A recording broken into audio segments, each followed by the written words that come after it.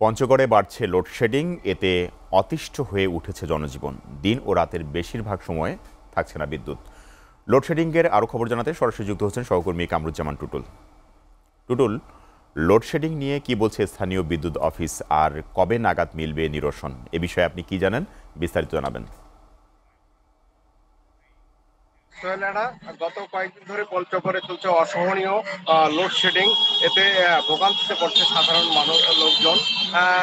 ঠিক কখন কোন সময় বিদ্যুৎ বিভাগ লোডশেডিং দিবে এমন কোনো বার্তা না জানিয়ে কিন্তু সমানতালে চলছে বিদ্যুতের এই লোডশেডিং। আপনি জানেন চলতি এসএসসি পরীক্ষার্থী সহ বৃদ্ধ লোকরা কিন্তু চরম ভোগান্তিতে পড়ছে। আপনাকে জানিয়ে রাখি চলতি ভরা মৌসুমে কিন্তু পঞ্চগড়ের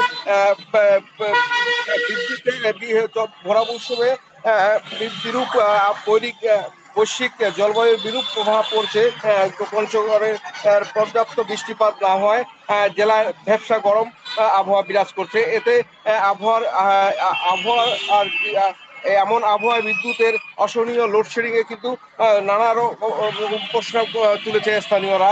আমি কথা বলছি স্থানীয় লোকজনের সঙ্গে, তারা আমাকে যেমন বলেছেন দিনরাত আর কোনো নির্দিষ্ট সময় না মেনেই নেস্কো লোডশেডিং এর এমন ভাবে তারা ভোগান্তিতে ফেলেছে। অন্যদিকে পল্লী বিদ্যুতের দশা কিন্তু আরো শোচনীয়। দিনরাত সমান তালেই চলছে বিদ্যুতের লোডশেডিং।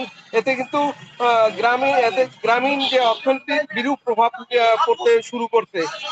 আমি কথা বলছি পঞ্চগড় যে বিদ্যুৎ বিভাগের নেস্কোর যে নির্বাহী পরিচালক শর্মার সঙ্গে। তিনি আমাকে যেমনটি জানিয়েছেন যে পঞ্চগড়ের চাহিদা কিন্তু 26 মেগাওয়াট বিদ্যুৎ, কিন্তু তার বিপরীতে পাচ্ছে পঞ্চগড়ে 12 থেকে 15 মেগাওয়াট বিদ্যুৎ। এতে কিন্তু ঘাটতি রয়ে যাচ্ছে। এই ব্যাপারে আমি কথা বলেছি যে কি কারণে এই সমস্যা। তিনি আমাকে যেমনটি বলছেন যে আসলে জাতীয় গ্রিড এবং বড় পুকুরিয়া খোলা বিদ্যুৎ কেন্দ্র থেকেই এই সমস্যাটা সৃষ্টি হয়েছে।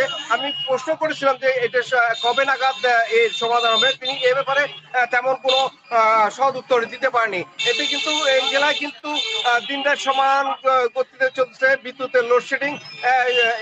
এতে চরম ভোগান্তির পড়ছে কলকারখানা সহ সাধারণ মানুষজন। তো এই ছিল সোহেলেনা পঞ্চগড় থেকে আমার কাছে লোডশেডিং এর সর্বশেষ।